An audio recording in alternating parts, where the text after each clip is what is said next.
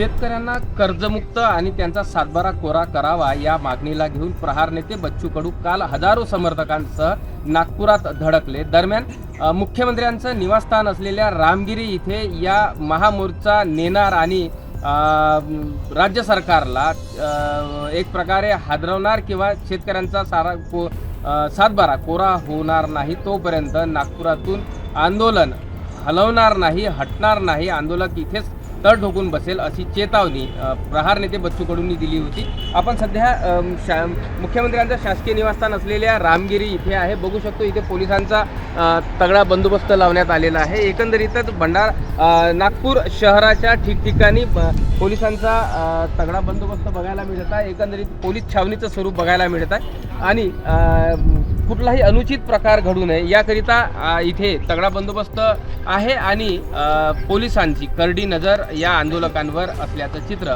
इथे बघायला मिळत आहे। प्रशांत देसाई, एबीपी माझा, नागपूर। एबीपी माझा, उघडा डोळे बघा नीट।